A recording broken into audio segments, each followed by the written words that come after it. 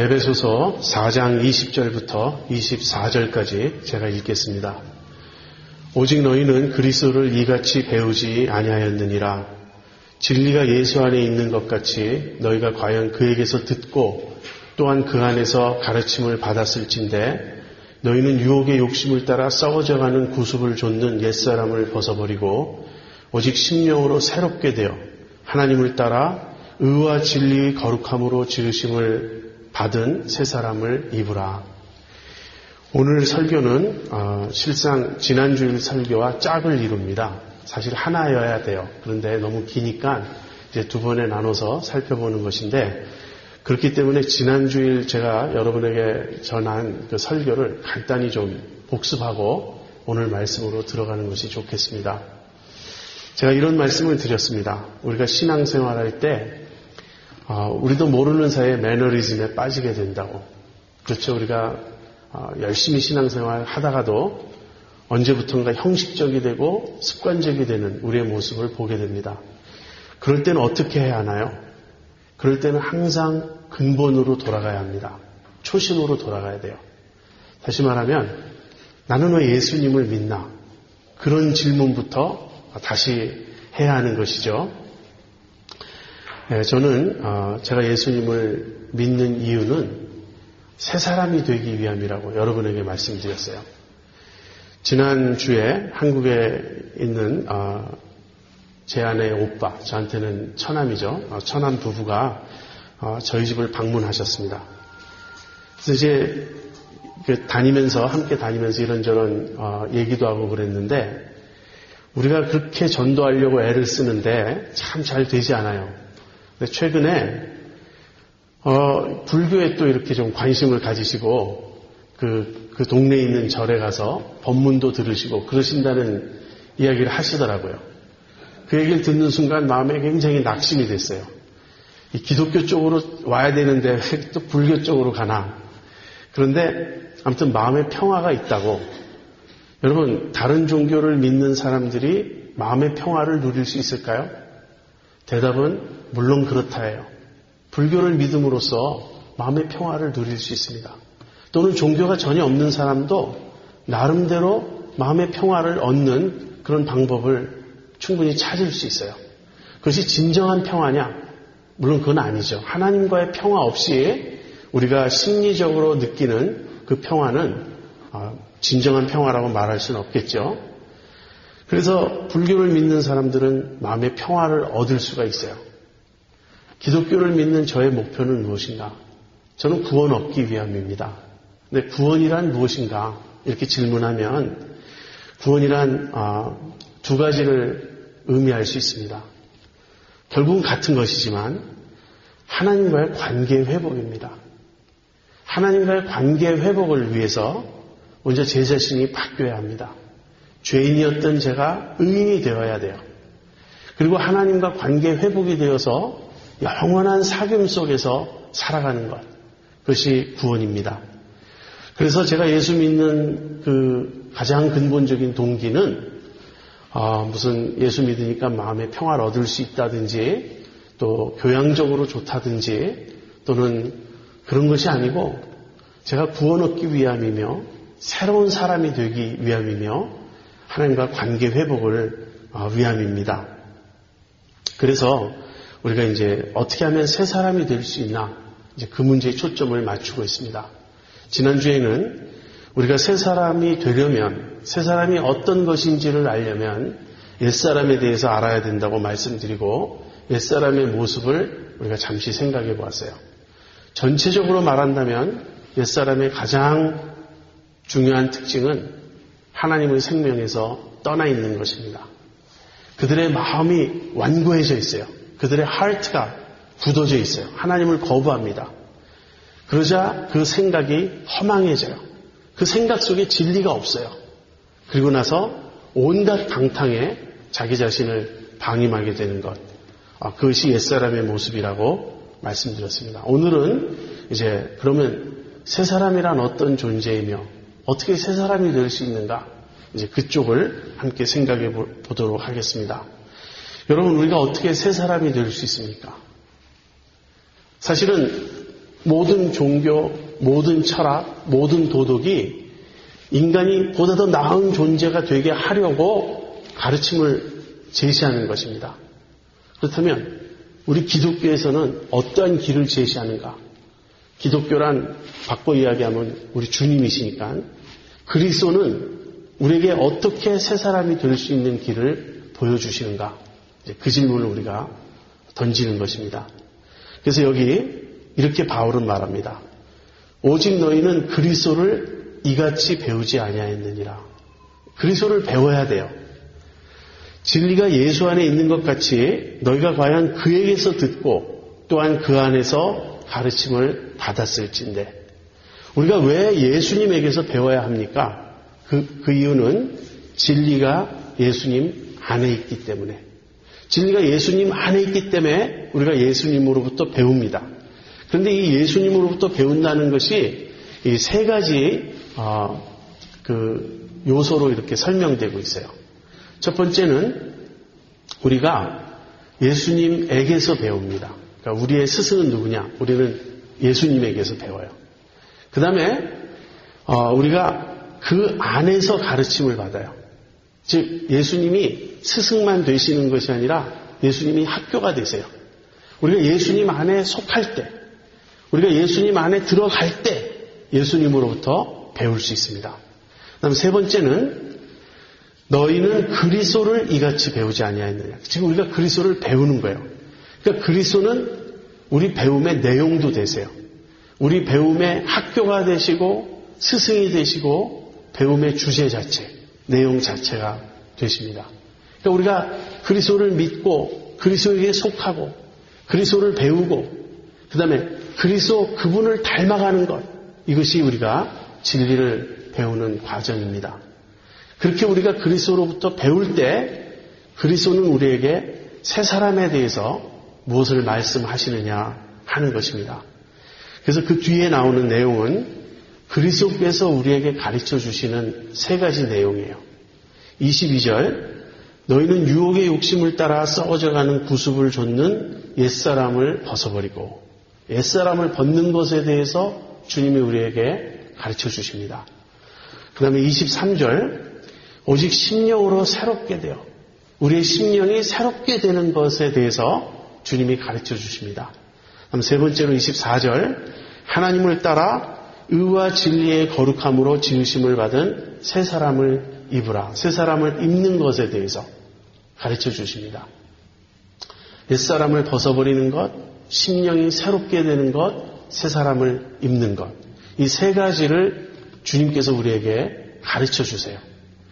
그런데 이제 이 내용을 하나씩 우리가 이제 살펴보려고 하는데 먼저 설명할 내용이 있습니다. 그것은 무엇이냐면 여기 맨 마지막에 새 사람을 입으라 이렇게 명령형으로 되어 있는 것이 잘못 번역되었다는 것이에요. 여기 새 사람을 입으라 이렇게 번역하면서 동시에 무엇이 암시되고 있냐면 옛사람을 벗어버리라 이것도 명령형으로 느껴지고요. 오직 심령으로 새롭게 되어 심령으로 새롭게 되라 이렇게 명령으로 우리에게 하시는 말씀처럼 들린다는 거예요. 그런데 이것은 명령형이 아니고 서술형입니다. 다시 말하면 이렇게 읽어야 되는 거예요. 우리가 예수님 안에서 배운 내용이 있어요. 근데 우리가 예수님 안에서 배운 내용은 무엇이냐면 우리가 이미 옛사람을 벗어버렸고 새 사람을 입었다는 것. 그리고 지금 심령으로 새롭게 되어가고 있다는 그 사실을 우리는 예수님 안에서 배웠다는 것입니다. 이것이 굉장히 중요합니다. 여러분 오늘 설교는 쉽지 않아요. 여러분이 주의 깊게 들어야 됩니다. 그래서 조금 졸리실 수도 있고 그런데 또 이런 설명은 좀 따분할 수도 있는데 여러분께서 정신 바짝 차리라고 불도 환하게 엑스트라로 많이 켜놨습니다. 마음의 불은 눈에 그 불을 확 켜시고요. 잘 들으시기 바랍니다. 왜 여기 나오는 내용을 명령형으로 보지 않고 서술형으로 보는가? 먼저 문법적인 설명이 있습니다. 그러나 문법적인 설명은 복잡하고 까다로움으로 제가 생략하겠습니다. 그래서 가장 중요한 것은 두 가지예요. 첫 번째는 오늘 이 본문과 평행 구절이 되고 있는 골로새서 3장 9절과 10절이 그렇게 가르친다는 거예요. 골로새서 3장 9절과 10절은 이런 말씀을 합니다. 너희가 서로 거짓말을 말라. 옛사람과 그 행위를 벗어버리고 새 사람을 입었으니 이렇게 돼 있어요. 이는 자기를 창조하신 자의 형상을 조차 지식에까지 새롭게 하심을 받는 자니라. 옛사람을 벗어버리고 새 사람을 입었으니 이것이 이미 일어난 일이라는 거예요. 그러니까 그 사실에 근거해서 이제 너희는 더 이상 거짓말을 해서는 안 된다. 바울이 이렇게 권면하는 것입니다. 그래서 골로새서 3장과 에베소서 4장을 같은 내용을 가르치는 것으로 우리가 볼 때 이것은 서술형입니다.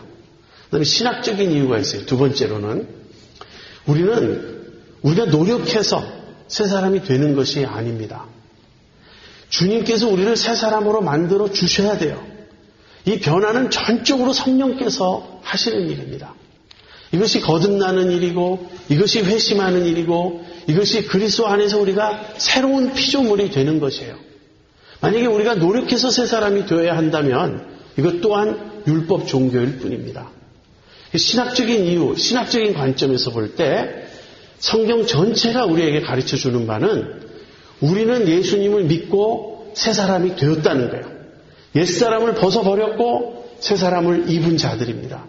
그러한 근본적인 변화, 하나님께서 우리 안에 일으켜주신 근본적인 변화를 바탕으로 해서 이제 새로운 삶을 추구해 나가라는 명령이 주어지는 것입니다. 이것을 우리가 이제 서두에 이제 염두에 두고 이제 살펴보도록 하겠습니다. 여기서 옛사람을 벗어버리고 그다음에 새 사람을 입었다. 이 두 가지는 과거형 그 부정사로 되어 있습니다. 그래서 이것은 이미 단번에 과거에 일어난 어떤 일이에요.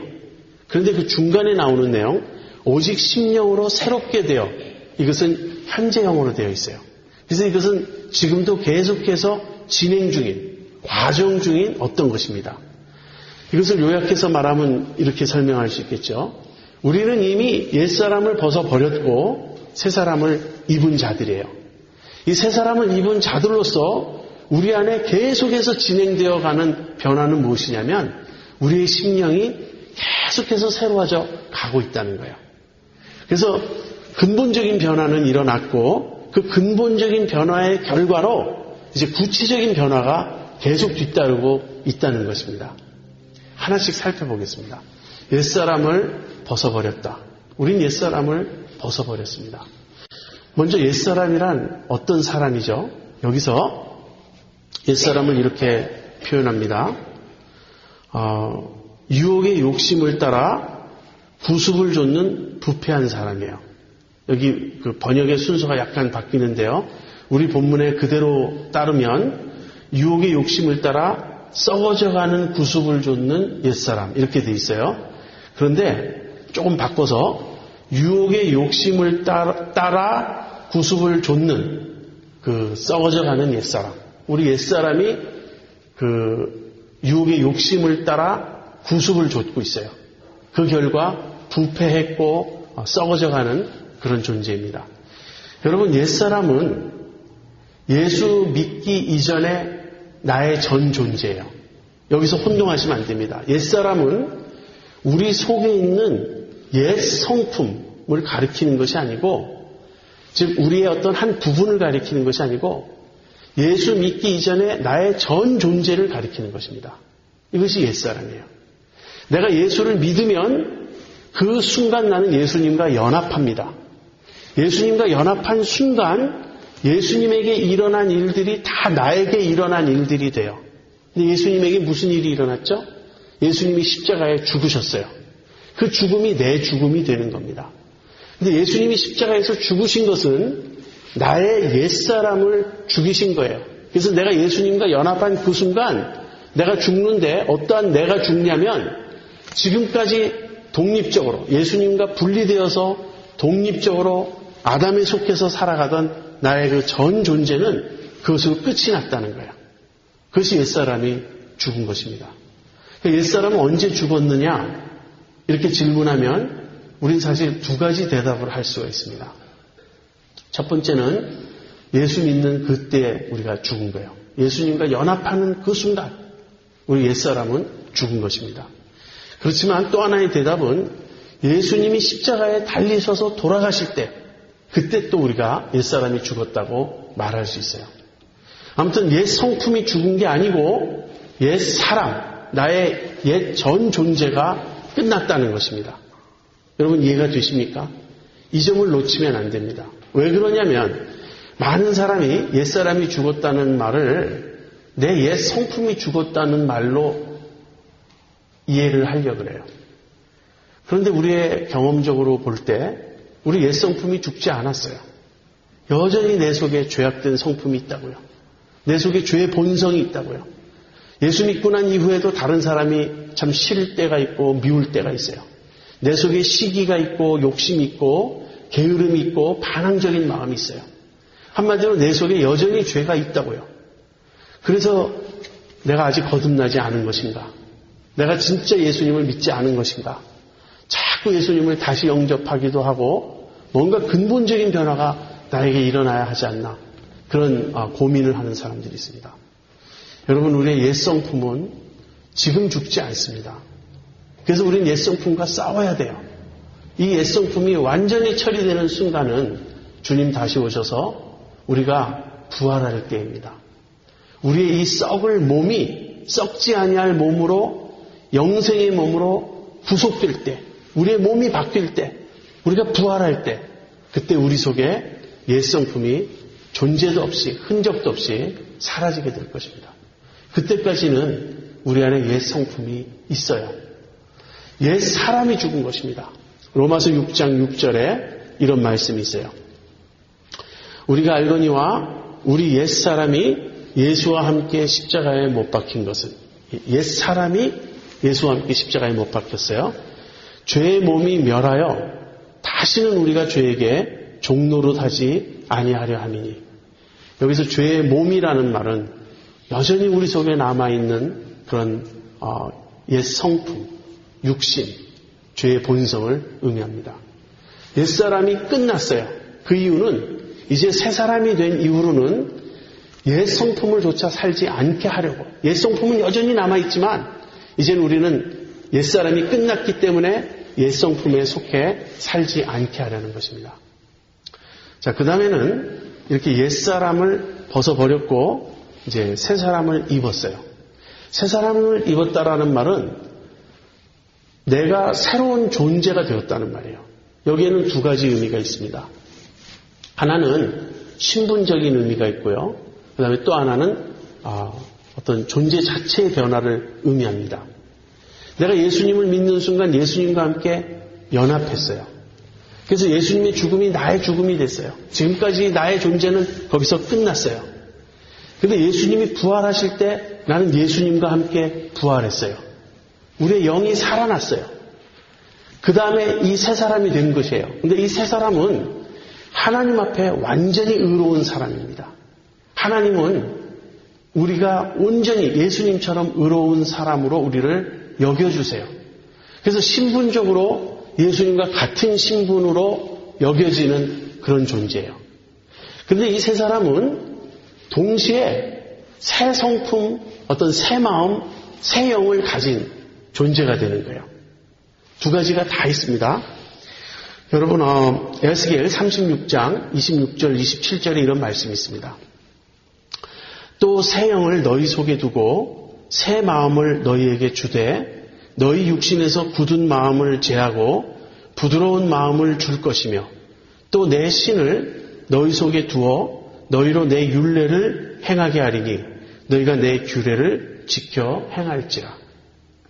내 신을 너희 속에 두고 새 마음을 너희에게 주고 새 영을 너희에게 주고 이런 표현들이 나오고 있죠. 이것이 우리가 새 사람이 될 때 받은 어떤 우린 변화된 새로운 존재의 모습이에요. 이 두 가지를 신학적인 용어로 설명한다면 칭의와 회심 또는 중생이라고 말할 수 있습니다. 제가 처음에 여러분에게 미리 주의를 드렸습니다. 좀 어려울 것이라고. 지금쯤 왜 이렇게 복잡하냐 이렇게 생각하실 수 있는데 나중에 다시 한번 정리를 할 테니까 좀 잘 따라오세요. 자, 예수님 믿었습니다. 그러면 지금까지 나의 존재는 하나님 앞에서 끝난 거예요. 너는 죽었다가 되는 거예요. 법적으로 나는 끝난 것입니다. 그리고 저는 법적으로 새로운 존재가 되었어요. 이 법적으로 새로운 존재가 되었다라는 이 측면이 성경에서 칭의라고 말하는 부분이에요.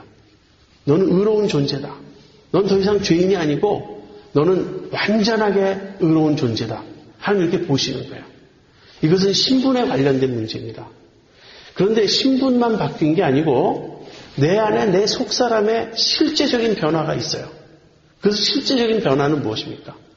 하나님께서 내게 새 영을 주셨어요. 새 마음을 주셨어요.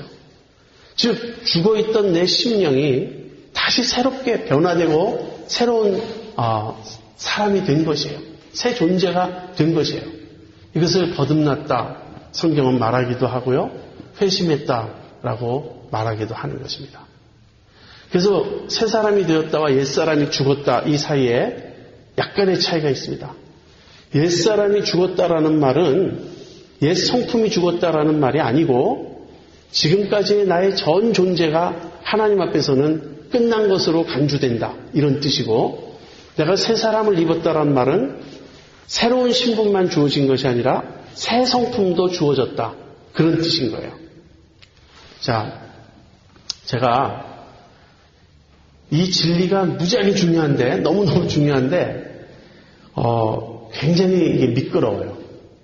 너무 우리 손가락 사이를 잘 빠져나갑니다. 그래서 제가 이 진리를 좀 쉽게 이해하게 하려고 만든 예화가 있습니다. 이 예화를 제가 지금까지 여러 가르침을 통해서 한 10번은 말한 것 같아요. 그래도 또 잊어버리고 그러니까 다시 한번 여러분에게 말씀드리겠습니다. 한번 잘 들어보세요. 옛사람이 죽었다라는 말 그리고 내가 새 사람을 입었다라는 말은 도대체 무슨 뜻인가? 제가 사형 언도를 받고 감옥에 지금 있습니다.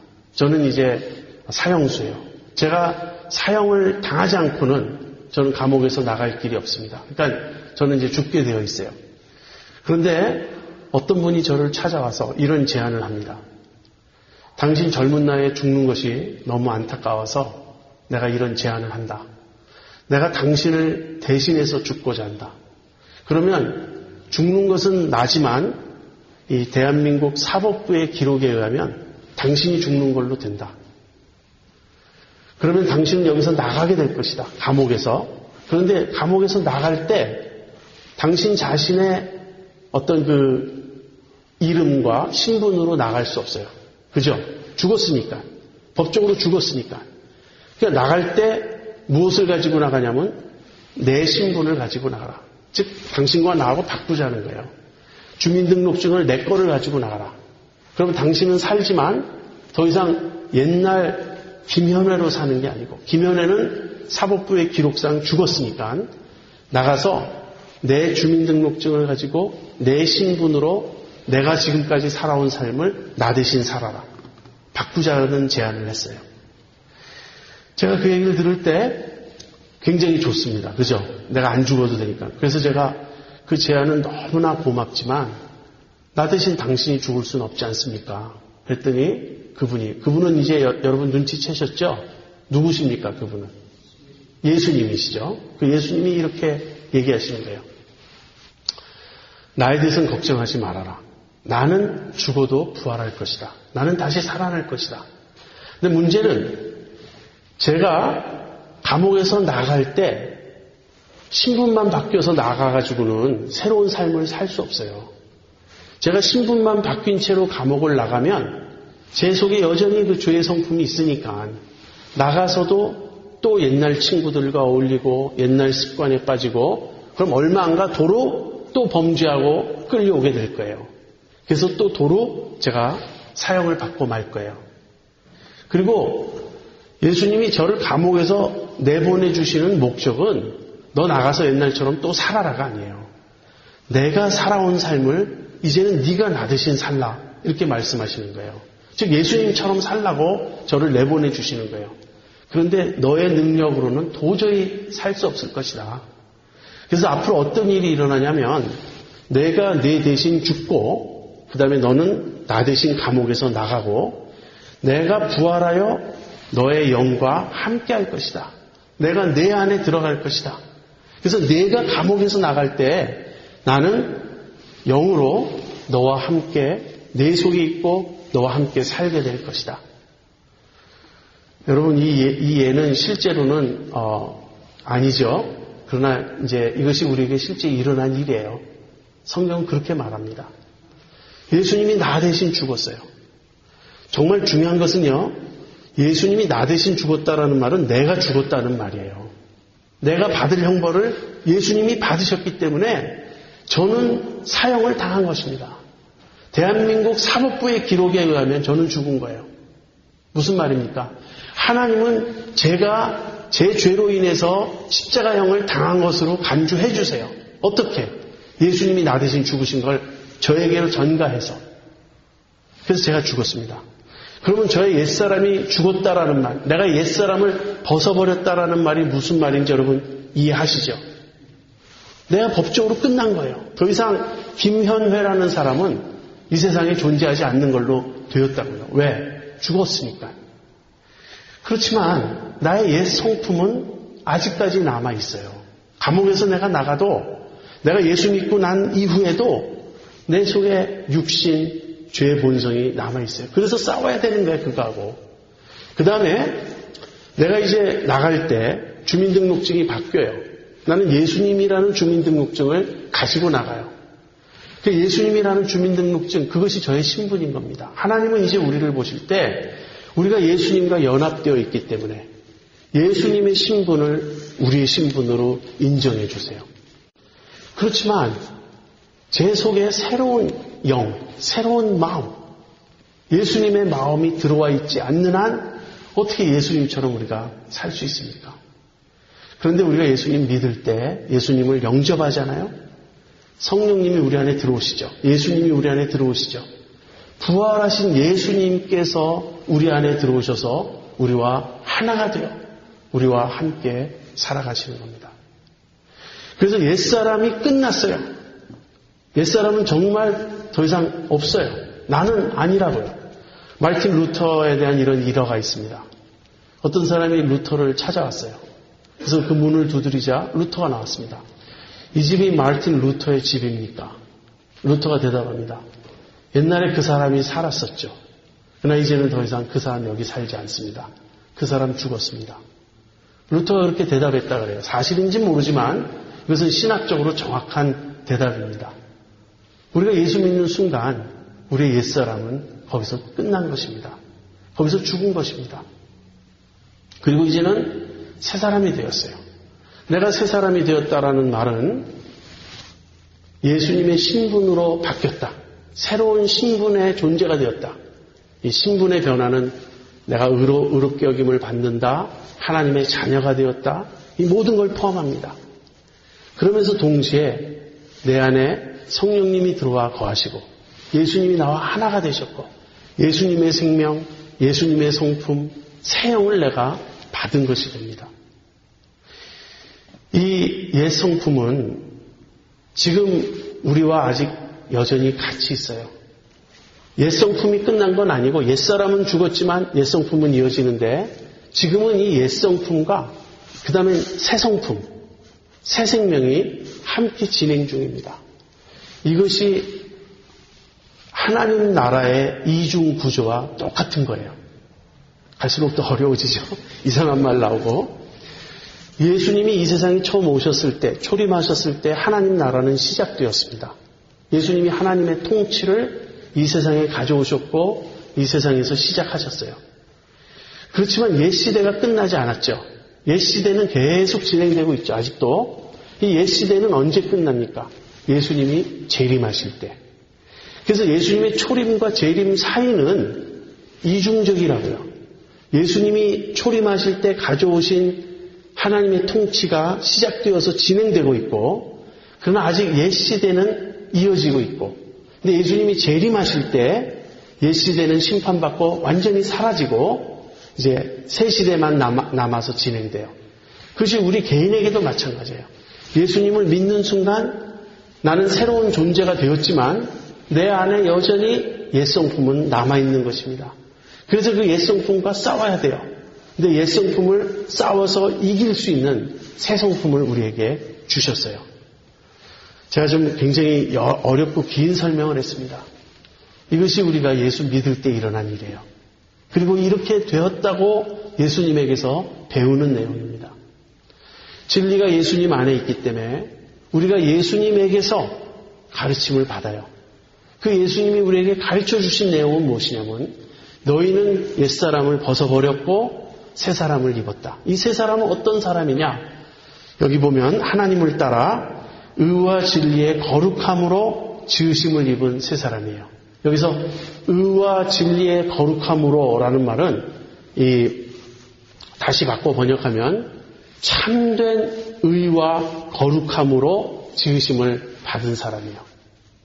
그래서 새 사람은 실제로 변화된 사람입니다. 우리 속에 새 성품이 주어졌어요. 우리 속에 새 마음이 주어졌어요. 우리 속에 새 영이 주어졌어요. 실제로 우리는 새 사람이 된 것입니다. 신분으로도 새로워지고 존재 자체도 새로워졌어요. 자, 여기서 한번 중간 점검을 하겠습니다. 여러분 이 변화를 체험하셨습니까? 여러분 지금도 그냥 막연히 새로워져야 된다고 결심하고 노력하고 또다시 계획 세우고 그러십니까? 여러분이 만약에 스스로 새 사람이 되고자 한다면 100번 죽었다 깨나도 되지 않습니다. 새 사람은 우리 스스로 될 수 있는 어떤 것이 아닙니다. 새 사람이 된다는 말은 예수님에 의하면 다시 태어나는 거예요. 우리는 니고데모 같습니다. 다시 태어나라는 말에 당혹감을 느껴요. 아니 어떻게 태어나란 말인가? 엄마 뱃속에 지금 다시 들어갔다 나와야 되나? 예수님이 그렇게 말씀하십니다. 이것은 영으로 나는 문제라고. 바람이 자기 마음대로 불어요. 그것처럼 어디서 와서 어디로 가는지 모르는 것처럼 성령의 역사도 그와 같아요. 우리가 컨트롤하는 게 아니에요. 우리가 조절하는 게 아니에요. 그렇지만 그 결과는 안다고요. 바람이 부는 그 결과를 우리는 어떻게 압니까? 바람 자체는 보이지 않는데 나무가 흔들리고 그런 걸 보고 여기 바람이 있구나 알아요. 성령 자체는 보이지 않으세요. 그러나 성령의 역사는 우리가 어떻게 합니까? 결과를 보고 아는 거예요. 결과는 무엇이죠? 나의 변화예요. 내가 거듭난 거예요. 내가 다시 태어난 거예요. 내가 위로부터 태어나고 성령으로 말미암아 태어난 거예요. 이 일은 하나님이 하시는 일이고 우리가 이것을 경험적으로 체험하는 것은 내가 예수님을 믿는 것입니다. 여러분 예수님 믿으십니까? 정말 예수님을 만나셨습니까? 정말 예수님을 여러분의 구세주여 주님으로 여러분이 마음에 모셨습니까? 그냥 단순히 머리로 그렇다고 인정해 주는 게 아닙니다. 요즘 시대가 정말 바뀌었어요. 예수님을 인정해 주는 것 큰 선심 쓰듯이 나도 하나님이 계신 것은 인정합니다. 우리는 그런 말만 들어도 고마워서 전도할 때 그런 말만 들어도 고마워서 많이 온 것처럼 아니에요. 전혀 온 것 아니에요. 나도 예수님을 존경합니다. 우리는 또 굉장히 감지덕지하죠. 믿음에 많이 오셨군요. 아니에요. 그것을 말하는 게 아니에요. 죽은 자들이 하나님의 아들의 음성을 들을 때가 오나니 곧 이때라. 듣는 자는 살아나리라. 살아나야 된다고요. 믿어야 된다고요. 정말로 변화돼야 되는 거예요. 이것은 일어나는 일이에요. 그래서 내가 예수님을 정말 믿었느냐? 이것을 우리 스스로 돌이켜봐야 돼요. 내가 예수님을 정말 믿었으면 나는 옛사람을 벗어버린 것입니다. 새 사람을 입은 것입니다. 그리고 새 사람이 되었다는 변화가 구체적인 증거가 내 삶 속에서 나타나야 돼요. 내가 하루아침에 성자가 되므로 내가 정말 이제부터는 죄도 전혀 안 짓고 누가 봐도 우러러볼 수밖에 없는 그런 모습이 됐다는 뜻이 아닙니다. 아니에요. 그런 건 아니에요. 그게 아니고 이제 내 안에 하나님의 생명이 주어졌다는 거예요. 옛사람의 가장 중요한 특징이 무엇이라고 말씀드렸죠? 하나님의 생명에서 떠나 있도다. 그 사람이 도덕적으로 훌륭할 수 있어요. 굉장히 인격적일 수 있습니다.